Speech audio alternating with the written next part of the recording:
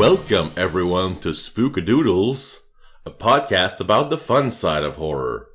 My name is Lurdiak, my pronouns are he, him, and these are my co-hosts. My name is Freud, and my pronouns are he, him. My name is Possum, and my pronouns are they and them. My name is Namir, and my pronouns are she, her. Today we're going to be discussing the 1996 hit film Scream. There's a content warning for this episode.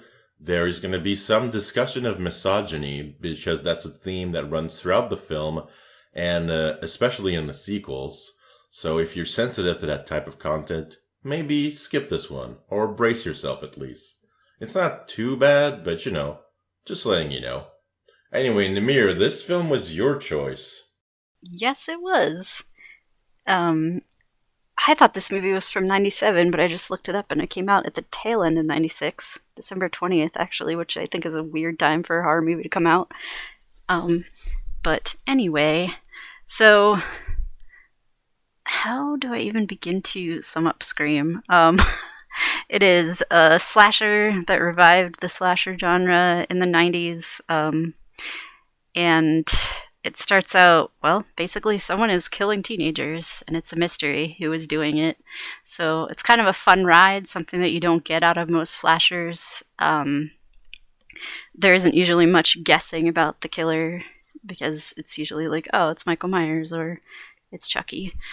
But anyway, so it opens with the scene of Drew Barrymore, who everyone naturally assumed might be the main character because, she's Drew Barrymore. She's just a teenager hanging out in a house in the middle of nowhere, and all of a sudden she gets a call from someone who is asking her questions like, what's your favorite scary movie? And then all of a sudden he becomes very threatening and ends up killing her after a really cool sequence.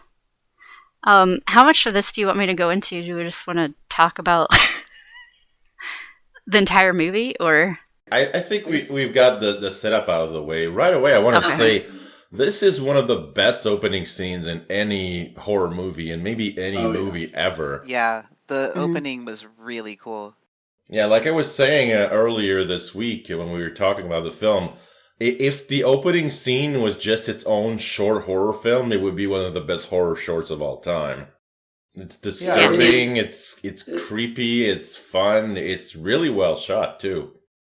Yeah, the whole phone call thing reminded me of When a Stranger Calls, which that's the OG, the calls coming from inside the house horror movie. Yes. And that has a much slower opening, even though the opening of it's kind of disjointed from the rest of the movie. Spoilers for When a Stranger Calls. It's the babysitter gets murdered in the movie, and then the rest of it turns into like a crime drama thing where the person's trying to find the killer. But it's way, way slower to start. This is just Wes Craven just being very good about just very quickly establishing what's going on. She's hanging out, she's alone at home, she's making popcorn, going to watch a scary movie, and bam, her whole world gets turned upside down. Yeah, this is an iconic scene. It's kind of funny how having the popcorn on the stove adds to the anxiety of the scene too. Oh yeah, because then it starts burning as the scene goes on, and the house fills up with smoke. And then there's the fire alarm going off, so there's all these stressful things that are unrelated to the fact that a freaking crazy killer is out to get you. Yeah, it really heightens the tension and grabs your attention right away. Mm-hmm. I would also, say that house is terrifying with the number of windows that are in it. I would feel really exposed the whole time I was in that house, so that really adds to it. One thing that I find interesting in this movie is that it's set mostly in affluent suburbs, and yes, Halloween was set in the suburbs. It's not unheard of, but a lot of slasher movies are set in these remote locales where people can't get out. But here it's no, the killer's coming to your house, and you're fucked. Yeah, I would say the biggest flaw, the only flaw, which I guess I wanted to ask Fultz about at the beginning, the font for the logo at the beginning, it's what the fuck is this? This is not feel icon. It feels like it's from a whole different movie. Like it's just this kind of gritty looking font and this quick like smash to it, and then it turns blood red, and I'm like, this seems corny. Well, I think it's deliberately corny because there's a lot of musical cues in the movie that do not fit the scene at all. Most especially, there's one musical cue where it's just cutting to a nice street in the suburbs, and it goes dinner, and then a school bus comes in. It's like, what was that for? That's Marco Beltrami's score, which I love, by the way. But Yeah, they do sprinkle those stings like throughout the whole movie, and it's like, wait, am I supposed to be looking for something? It makes you like start scanning the background. the title comes up after she dies, right? It's probably, and like, I'm not exaggerating this, but it's right at people the are beginning, because I had that as my very first note. What is with this logo font? okay. Because I was going to say, if it comes after she dies, it might have been the thought that the audience needs to recover from Drew Barrymore dying, because it really was shocking to the audience back then that Well, happened. that's like a redo of the Psycho opening, where you kill off the super famous lead actress toward the beginning. This movie was actually cut to hell by the MPAA, too. Oof. Speaking of that. Really? Yeah, I had the unrated version. Well, not really to hell, but I mean, they cut a lot of the gore out, and it was, I guess the one that people see now is probably the unrated. But I remember watching the commentary and Wes Craven pointing out everything that they cut, and I was like, wow, that's a lot. And it was dumb stuff like, well, I mean, what her intestines are hanging out when she's hanging from the tree, and they do that really fast forward thing. The reason why that's there is because of the MPA. Yeah, her boyfriend getting gutted is pretty gory too, I think. Yeah, and the steam that comes off of it, oh my gosh, that's so gross. Yeah. I mean, like everyone is just soaked in blood at the end of the movie. Oh yeah. Everybody's getting real woozy. Yeah. Yeah, I do like the school scenes though. Like I like how there's a scare at the school with the person who's dressed like Ghostface. Like you don't see that often in horror movies where there's like broad daylight scares. Yeah, I really like that. Yeah, I like that too. The movie references Halloween many times, and it's clearly influenced by it. I mean, it's influenced by every slasher, but it's especially influenced by Halloween and how there's all these stalking scenes in the daytime and daytime scares, and a lot of the movie is set in school, and the protagonists are typical teenagers who have their own inner lives and everything. It's a different atmosphere. Like I said, all those slashers that are set in like a boat or a ski lodge or whatever, and here it's this really nice suburb and it's daytime for most of the movie. But it's still so tense. How willing are we to spoil? Oh, go ahead, Possum. Oh, I was gonna say, to add to Namir's point about like the school scares, the fact that the costume is so like cheap and available, literally anybody can just go out and buy this costume. Anyone could be the killer. Like they really give you a reason to think like, wow, you really don't know who it could be. It adds to the tension a lot, I think. Oh yes, I think it's called the costume like that they show that they bought from like a dollar store. It's called like Father Dream, I believe. Yeah, the original. It was literally in real life also a cheap costume you could buy. Yeah. You scoop me. Well, yeah, the funny thing is it's based off Edvard Munch's The Scream. Huh. Like there's literally like the art reference of like the twisted screaming face, and like I felt like such a clever little dork when I figured that out. But it really is weird. I don't like. It's hard to remember a time before that costume was just everywhere. Oh yeah. I mean, it used to be like just one of like a million cheap costumes, but now it's so indelibly associated with Ghostface, the character killer from these movies. Although it's never the same Ghostface because he gets ganked at the end of every movie. Yeah, I think they bought the rights to it, so they locked that down. It literally was just a costume they found in the store and they said, yeah, that's the one. That's awesome. And it looks cheap in the movie. Like, the mask is scary, but you look at the fabric and it's like this fucking cheap, badly cut fabric that doesn't looks like a Halloween costume. The element of giving the slasher like an expression is something that I think is really neat. Like if you look at Jason or Michael Myers, they're just there's nothing there. But with Ghostface, when he tilts his head, or whoever's under it tilts their head, it has more character, I think. That's a really, really good point, because even Freddy Krueger, his face is burnt up to where the idea is, his humanity, his expressiveness is gone. And this is one that's just portraying just this emotion of fear. And a killer that's always screaming is just terrifying. Another thing I love about this movie is that the killer is not super strong. He doesn't have any superhuman abilities, although he does a couple of things off screen that are questionable, but it's very clearly just some guy under there. And sometimes he fumbles, sometimes he gets kicked in the nuts and falls down, It's just a person that's after you, and you don't know who it is. And sometimes it adds to the tension, because it really if Jason is chasing somebody, they're fucked. But if this guy's chasing somebody, you really feel like they could get away. So you never know what's going to happen in the scene, And that literally does happen out of him in this movie. Yeah, it's even from the jump with Drew Barrymore when she's running from the killer. She gets a couple good hits in, and you get some solid oofs from. It made me root for she them almost a lot gets more, away. because I'm like, yeah, you can do this. You can take him out. Yeah, exactly. It really it adds to the engagement in the scenes, because you never feel like you're watching like an execution scene that, this person's just gonna die. And the killer gets the drop on a few characters, but others, he just gets up in their face, and that gives them a chance to fight back and escape and extends the scene. Whereas if he just popped out of a closet and stabbed them and it was over, it wouldn't be nearly as tense or exciting.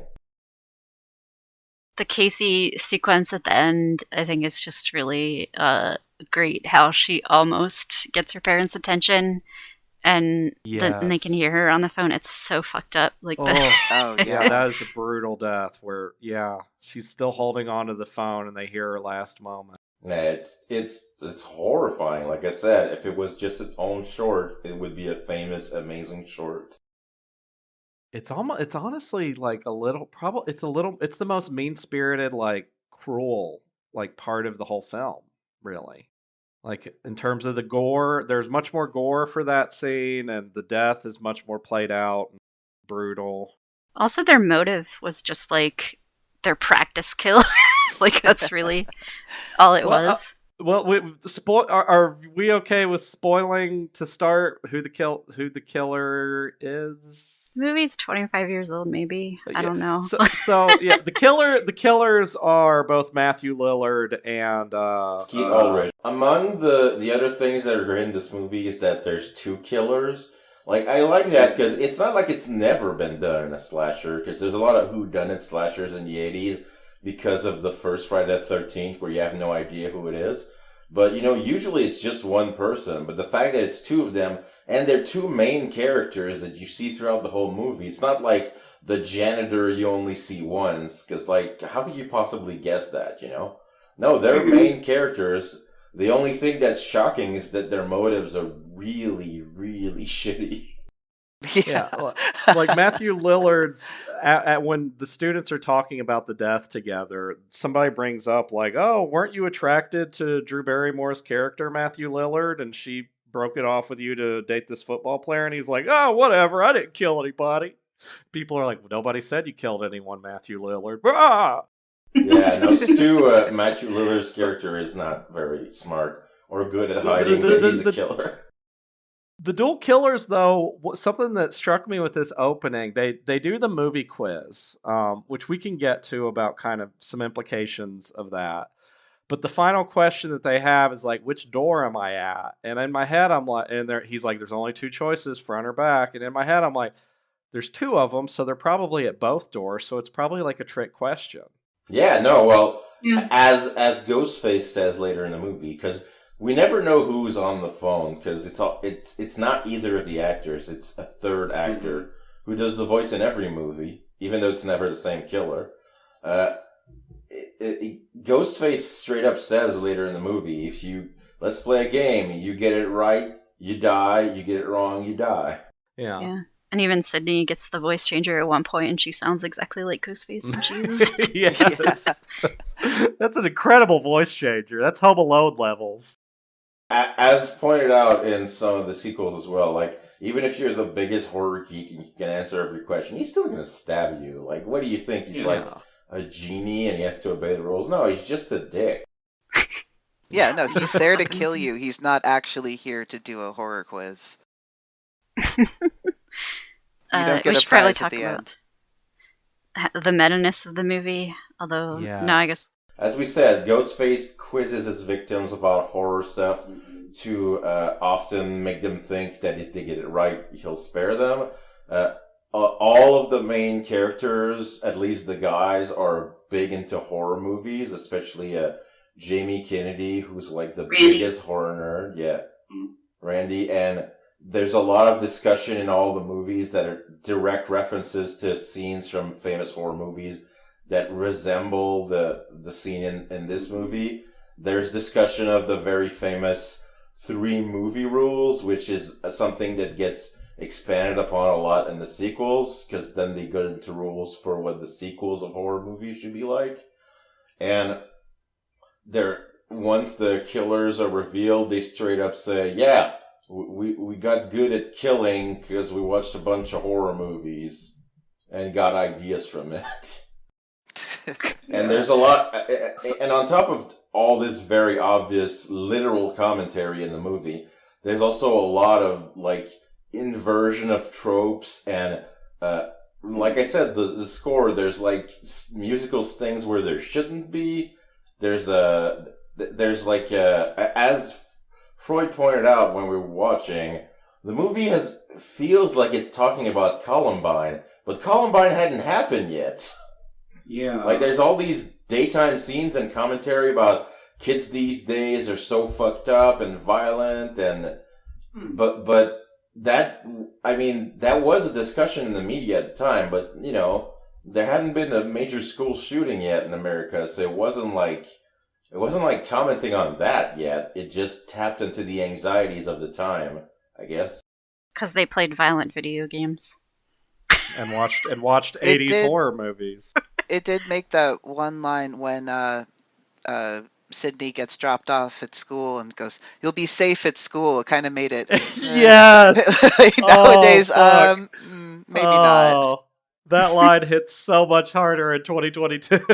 We very quickly find out she isn't safe at school, because the actual some fake killers show up.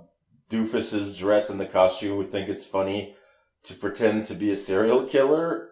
Which, you know, this is something about all these movies where, like, people don't seem to take the fact that this is a real serial killing very seriously, like side characters. Like, all the other students are, like, joking about this horrible murder and, like, buying the costume and running around doing pranks about it. And, like, at one point, the principal of the school gets horribly murdered, and when... Henry Winkler? Yes, Henry Winkler. He's Principal really Hembley. And when at the end of the movie, at the party, the other students hear this happen, they're like, "Oh, let's go see the body." Yeah, I don't feel like real teenagers are that callous about this sort of thing. Yeah. Like, I can see a couple of them buying the costume and, like, running around the halls, like, because kids are assholes, but they're not going to go, look at an eviscerated body. While singing Ride of the Valkyrie. Yeah.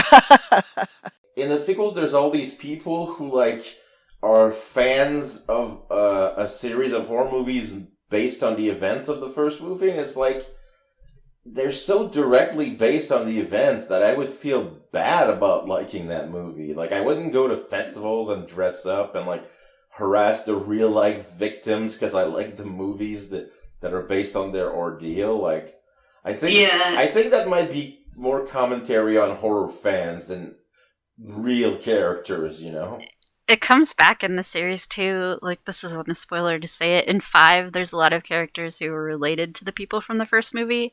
And a family member, someone who died in the first, is watching a scene involving their family member and stab the movie that's made out of it.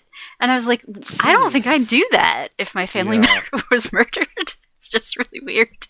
Oh yeah, it's like in this movie, the reporter woman is writing a book about the case that did we talk about Sydney's mom yet? A little bit with the slut shaming and the Yeah, not a lot. Maureen Prescott causing everything. I guess we should just talk about the motive of the killer. So, Matthew Lillard's character doesn't really have a motive. He's just an a-hole. But Skeet Ulrich's character, his motive is that his girlfriend's mom slept around. Like, that's the shittiest motive of all time. So, I guess let's go back a bit. Well, he says he says that she broke up his parents. Like, his dad had no agency in that. Yeah. Yeah, his dad slept with her and mom left, and he blames Maureen Prescott for his dad. A year ruining the marriage. before the events of the movie, Sydney's mother was raped and murdered by what was his name? Cotton. Well, Yeah. supposedly. That's the narrative that we start the movie with. Yeah, after the opening where Drew Barrymore gets killed horribly, we find our real main character played by one of my favorite actresses, Neve Campbell. I had the biggest crush on her in the 90s. I mean, I still do, but it was more of a thing in the 90s. And she she seems like a pretty normal girl, but we find out quickly that her mother was killed a year ago, and they suspect there was a sexual assault, although we later find out there wasn't. It was just somebody she slept with voluntarily, and then she immediately got killed by somebody else, and that guy was framed by the killers, who are Ghostface. Yeah, but throughout the movie, Sydney believes that this guy Cotton murdered her mother, and like I think he's about to be put to death or something like that. Yeah, which is why the reporter Gail Weathers is always hounding Sydney. Courtney Cox. Courtney Cox is really good in this movie. And she's very good in the sequels. I feel like Oh, is she in everyone the other ones is really too? good in this movie. Yeah. Oh all yeah, of them. everyone's job. Gail comes back in every sequel. So does Dewey. Yeah, the fourth movie is about Dewey, Sydney, and Gail being the only survivors of the first movie who are still around, like 20 years later. And basically, the movie's about them. And they're still alive at the end of 4, and that's like, yeah, Ghostface, keep trying to fuck our lives up, but you never win. You know, that's kind of the thesis of 4, which is the part about 4 that I really like. So it's just different people dressing up like Ghostface and harassing these people. Yeah, and their motives are always just as shitty. Yeah. Yeah. That's the I wanted. Go only ahead. thing where it starts to fall apart. Like, Mm. but I gotta talk about Jamie Kennedy a little bit, because I know he's, like, terrible now, but when I saw Yeah. this movie, I had such a huge crush on him and thought he was, like, the best part of this movie, because his performance is pretty great, but then I think he let that get to his head, and I don't know what happened after that. Well, the thing is, Jamie Kennedy was always one of those guys in real life who are, like, trying to get famous any way they can. He had a reality show where he did pranks. Like, he even if he'd never been in this movie, he would have ended up, like, famous at some point.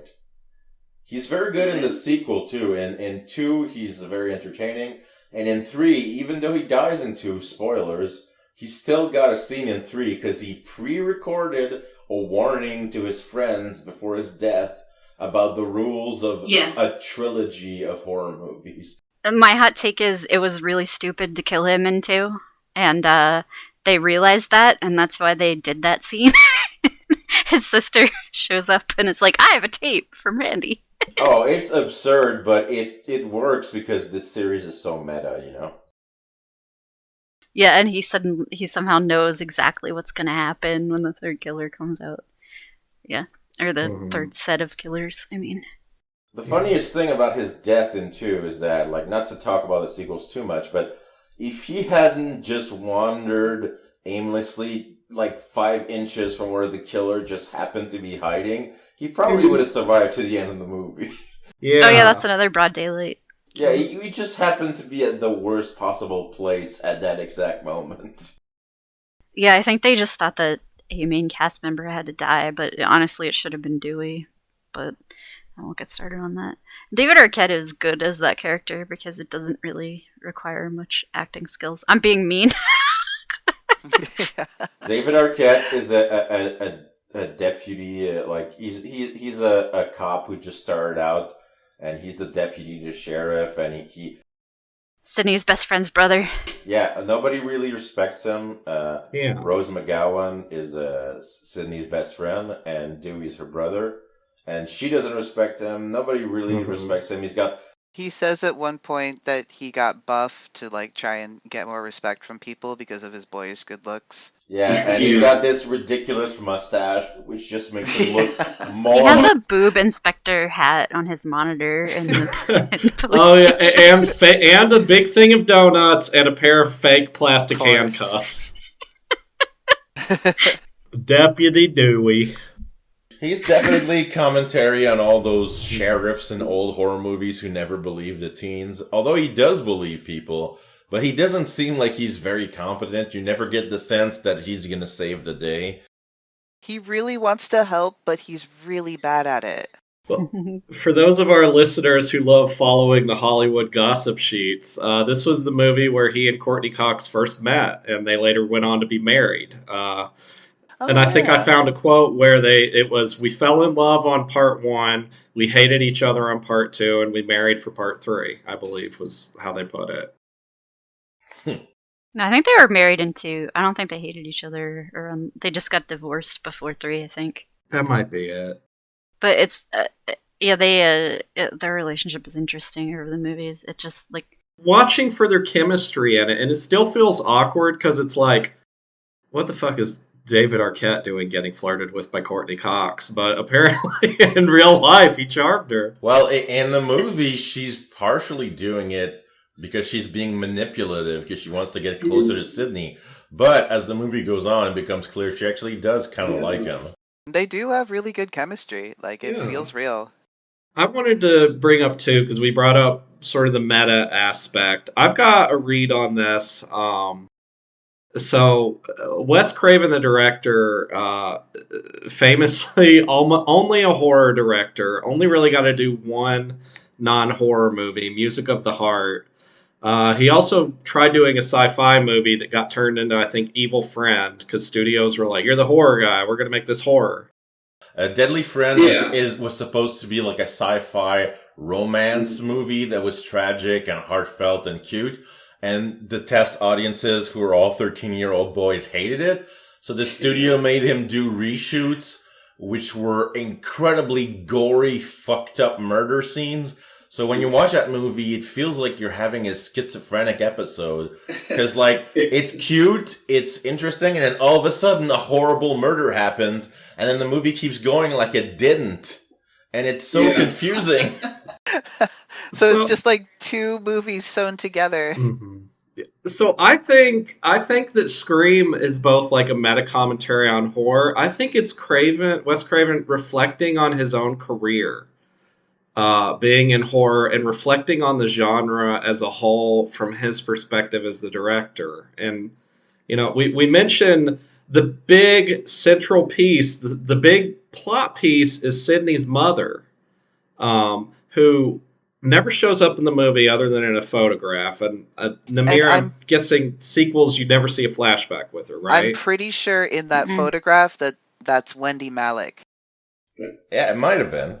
Yeah, it looks a lot like her. To me, I kind of, just like thinking it's like he's talking about horror, and this is a horror movie, and this is the mother. And to me, it's like maybe there's some commenting on like the erasure of women directors and editors and like women's contribution to horror in general, which was something that was very much seen as like a male-centric thing, but so many women contributed so much to horror throughout like every decade that it's been around from the get-go. And I kind of wonder if like that idea of this missing mother who just gets murdered off screen is responsible for everything, but she never really gets her due.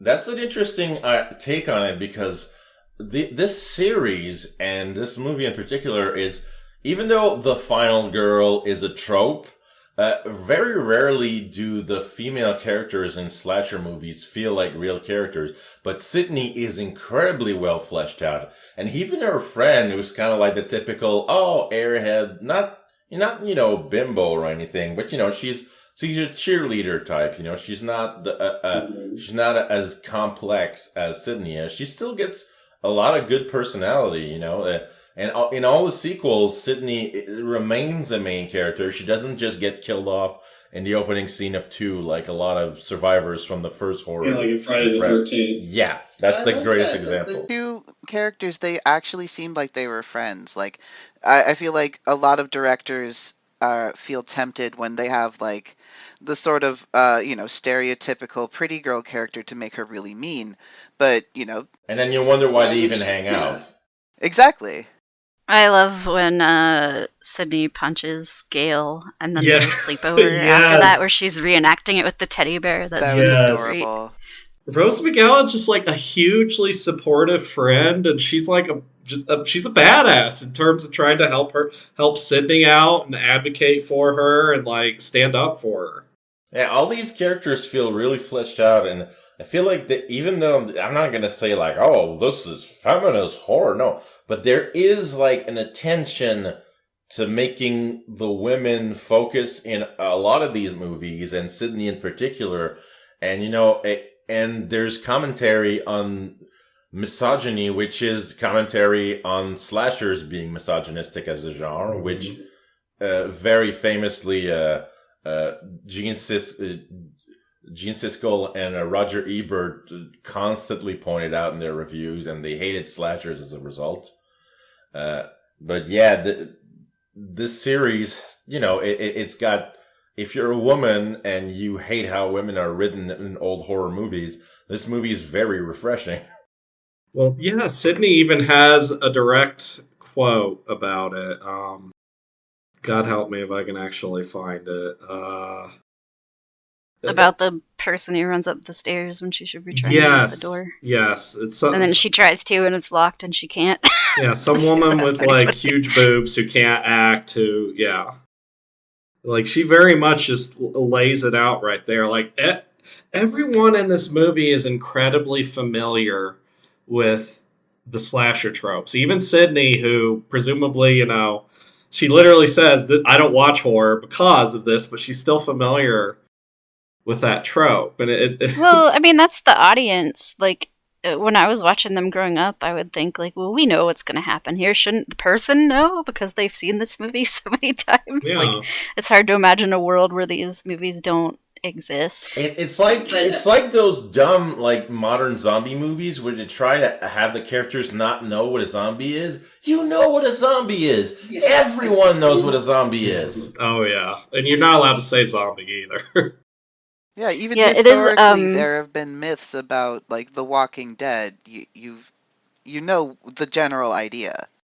Well, there's another funny line which I think feels very real to everyone, where they talk about renting a Tom Cruise movie. I can't remember which one, but they're like, yeah, we can pause it on the part where all the right moves. Yeah, you can pause it on the part where we can see Tom Cruise's penis. It's like every kid did that with videos back in the 80s and 90s and early aughts. Like, it's a thing where it's like these people are like literally, they're savvy, and they are talking about the art, the act of watching these movies. People really view them. When it comes to meta, there's an incredibly funny, because this movie is very funny. I don't know if we've made that clear. Mm-hmm. There's a lot of humor at places where you wouldn't expect it. A lot of the humor is part of the meta stuff, but not all of it. There's parts that are just funny, including Matthew Lillard's amazing line when, at the end of the movie, when the killers are revealed and Sydney escapes, Skeet Ulrich gets really pissed off when he gets a phone call from her where she says she's called the cops. and then he throws the phone away, and it hits Matthew Lillard, and Matthew Lillard is bleeding on the floor. He's like, "You hit me with the phone, you dick!" Yeah, that was an accident. It wasn't meant to happen. It was because he had the corn syrup on his hand. The phone slipped. Yeah. So that was an ad lib. That's great. It's a great line. I wanted to talk about how most final girls don't really fight back. Sure, they run and they survive, but you have like Nancy, and then in Nightmare on Elm Street, and Ginny on Friday the 13th Part 2.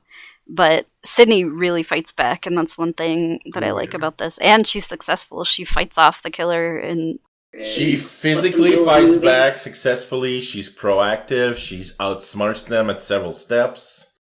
Symbolically, it's really cool because in Halloween, it's, you have the knife and it's the phallic object. It's like, I will seize the phallus to take power. And in this one, she takes the voice and speaks. Like it's an interesting thing where it's like, I don't need the phallus to have power. I just need a voice. I need to be heard. Well, and what's more than that, the trope that you die if you're not a virgin.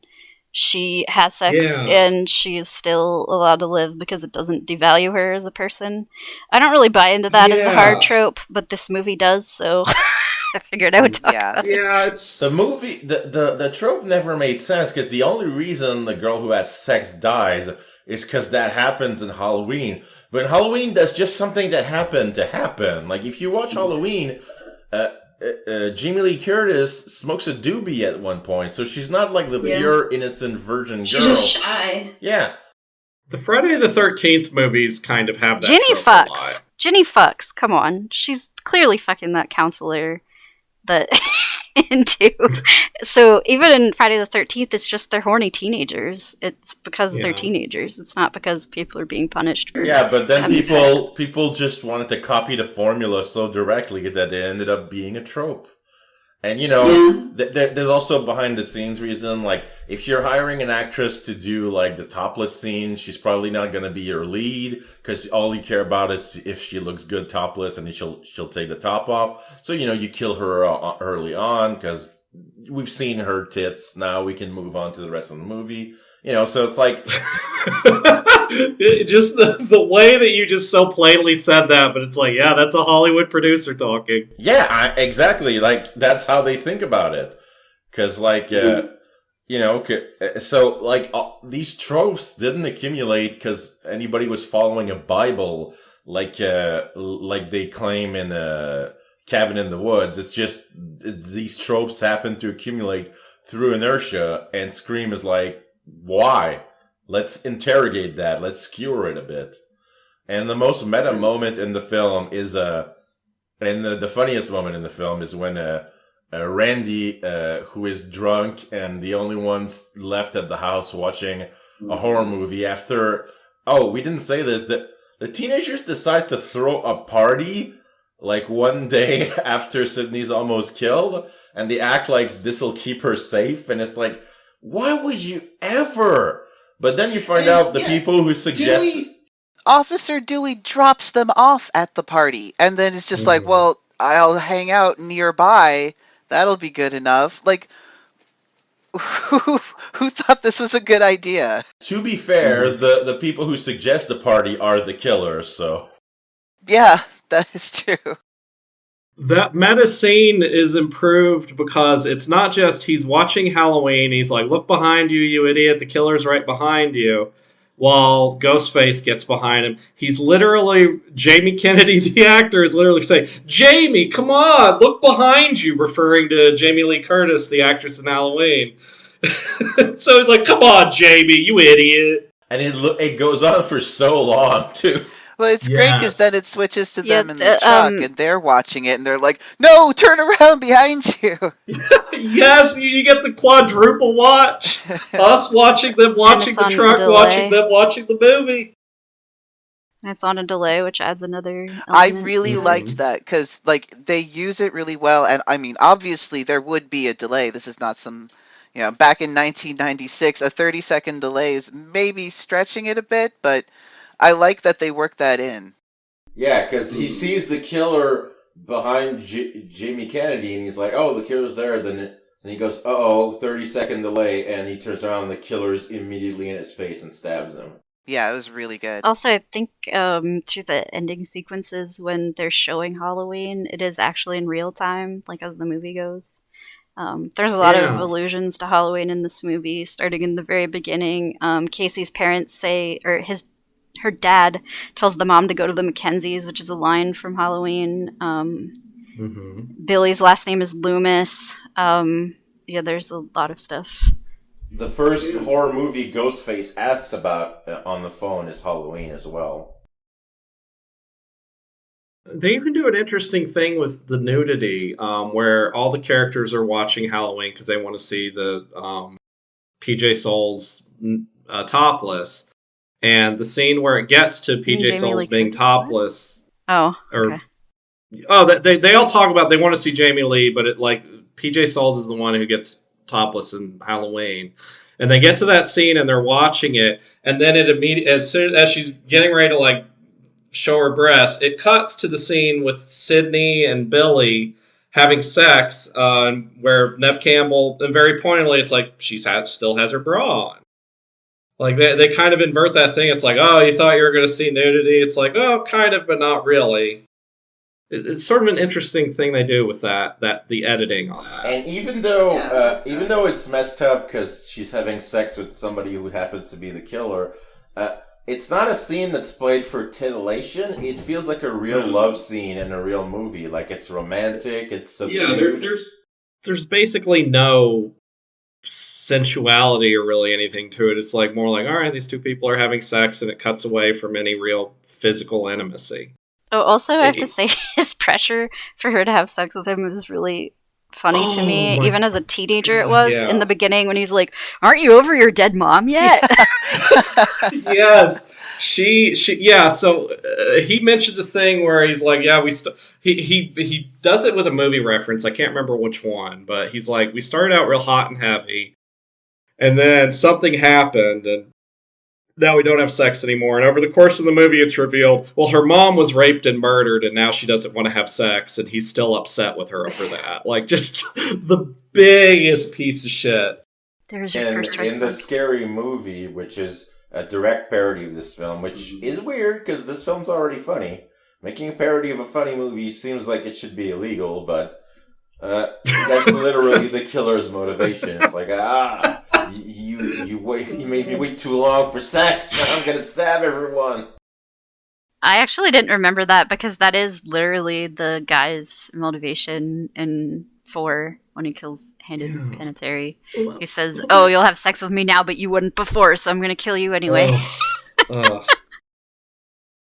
I mean, it's realistic when you think about really misogynistic dudes. You know, you really can't win. Yeah, no, there's that famous chat log where an incel guy is on a dating app and a cute girl is talking to him, and all he's doing is whining that cute girls won't talk to him. It's like, you're literally talking to one right now and you still want to complain instead.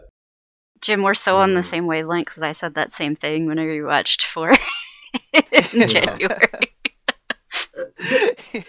That's Rory Culkin, by the way.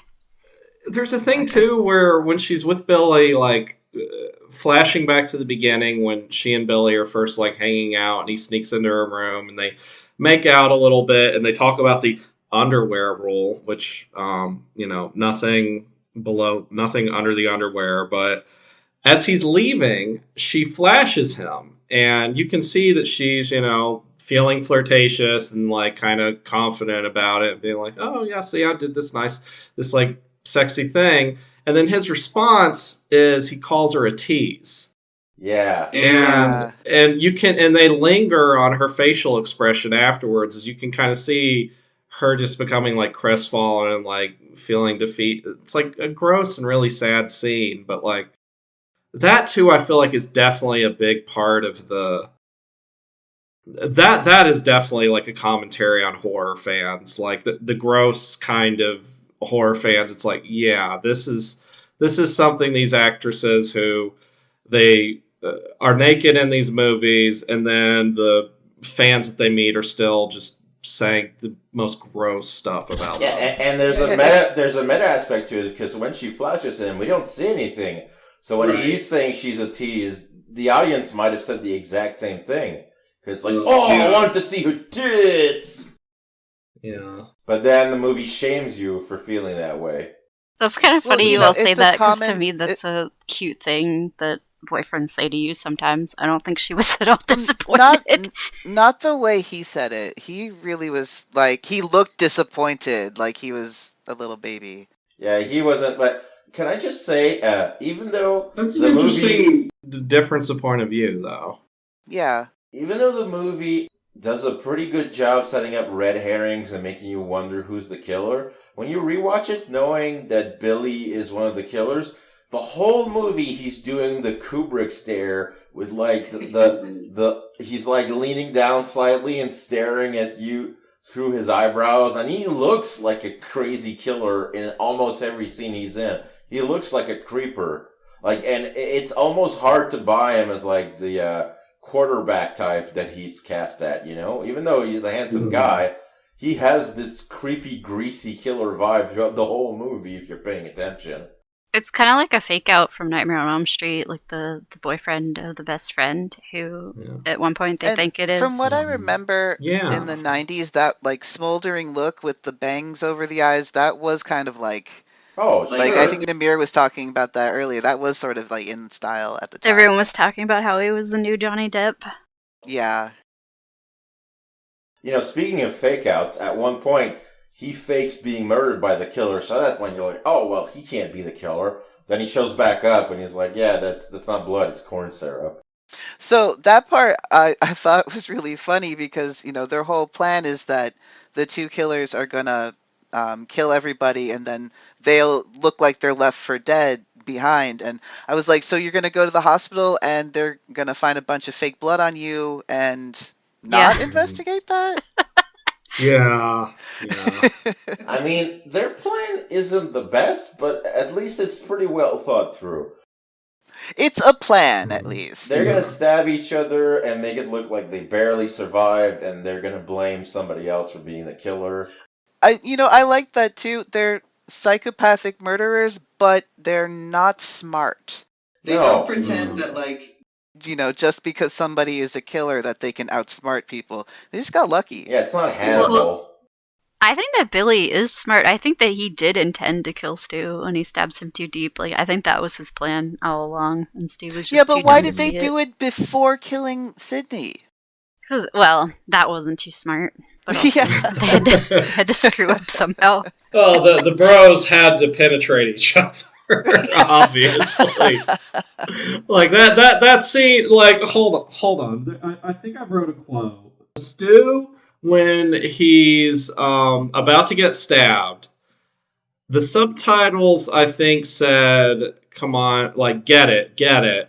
I'm pretty sure that Matthew Lillard was saying "get it up," which I read as being like when he's about to stab. Like there seem to be some interesting kind of gay undertones for them both stabbing each other. Oh yeah, definitely. I They could got a definitely bromance see going. if this movie might get like a resurgence on Tumblr because like Tumblr really loves pretty boys who murder people. Yeah, but these are dumb pretty boys who murder people, though. Then they're himbos. himbos. That's in Yeah, himbo revolution, baby. Yeah, I guess Stu was a himbo. Yeah. Well, Dewey is the perfect Dewey is himbo the for this movie. ultimate himbo in this There movie. is something that I thought was very funny, though, where it's like, well, Dewey's just played off as an idiot. Toward the beginning, they bring up, like, well, we've got these calls from the phones, and we're going to trace those. And he's like, well, is there any chance they could have cloned the calls? And the sheriff's like, nah. And then at the very end, when Stu and Billy are monologuing, they're like, yeah, we cloned the phone. It's like, oh, shit, Dewey was right. There's also a great moment where Sydney has no idea who the killer is, and both Stu and Randy are begging to be let into the house to be safe. And she's got the gun, she doesn't know what the fuck to do, so she just goes, fuck both of you, and closes the door. Fuck you both. Yeah. Slams the that. door. That's a very great inversion of the trope. It is. Namir, any last words on the movie? We're starting to run into overtime. Watch it because it's great. And, Yeah, great recommendation, Namir. Like, because I hadn't seen it before we did the podcast. I'm really glad that I watched it. A bit violent compared to what we usually recommend, and some misogynist themes, but overall it's a crowd pleaser of a movie for sure. Oh yeah. also, I think you should point out that the misogynists are the killers. Like, the movie ultimately condemns them, so the movie is not endorsing their point of view. Yeah, no, they say a bunch of the movie is commenting on the misogyny of slasher films and misogyny in general, like the gross sense of ownership that a lot of men have over women in general and their sexuality and all that. There's a lot of stuff going on. This script is very well thought out, and even though it does it clumsily, it does explore those themes in the sequels as well. Like, we get an incel in the 2011 movie. We get people being blamed for rape in the third one. Like, it's a movie about how men are just fucked up to women, basically. Yeah. It's a thing where it's like Freddy Krueger is a misogynist character, and like, sorry to bring it up, but Rick and Morty very, very well pointed out, like, when they had their parody of it, where it's like, yeah, it's a character who says bitch all the time. And that's a thing where it's like, well, he's the bad guy, but he's also kind of, everybody's laughing and joking along with the kills. And for this, he's the draw, yeah. Yeah, there's not, like, this is very much a denunciation, and yet given how the slasher genre went afterward, like, copying it, lots of fans, I think, understood what it was getting at. Hollywood absolutely did not. Yeah, because like I was saying before we recorded, before this movie came out, the slasher genre was dying. It was like Halloween 6, Hellraiser 4, like nobody saw those movies. But then this movie was a huge hit, and Hollywood started making slashers again, but it didn't understand this was a meta movie, so they were slashers, but they were lit like Beverly Hills 90210. And the actors were sassy, and that was the only difference. But they didn't have any meta commentary. The dialogue in this isn't even sassy. It's just written. It's modern, is what it is. Like you compare it to God, to you say modern, 6. but like every time they said cellular telephone, I was just like, yes, is that really what they called them? Or somebody referring to their high school Q score. Yeah. Which I had to go and look up. What the fuck is a Q score? And let me tell you, it's not easy to look up Q anymore on the internet. But no, that was like, People I guess, didn't really have cell phones. Yeah, it was like a popularity rating system back in the day. Your Q score, like for brands and actors and actresses. Yeah, this is a great movie. It totally holds up. The sequels are a mixed bag, but they're worth checking out at least once. And this is a great pick, Namir. So the only thing I want to ask before I go is, what's your favorite scary movie? You're supposed to say Scream. Oh.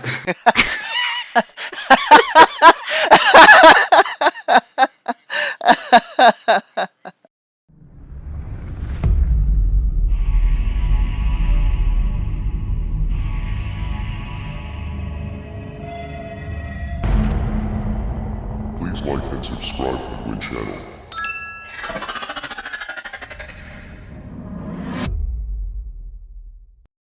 Spook Doodles was made possible thanks to generous patrons like Adhesion, PTS, Christopher Smith, Church, Clayton Scholler, Count Trashula, Jetpack Jesus, Joe Nothing Art, John Gonzalez, Lauren S., Madman, Michael Kickin' Rad Corliss, MZ, Stephen Tyndall, Vincent Modica, Choco 1980, Flavor Fibe, Freud, Gravity, Cat Miller, Leah, M. Sinistrari, Mike Dunn, P. Coffee, Garju, and Sinister C. If you would like to become a patron, go to Scream Stream Official on patreon.com and please consider donating.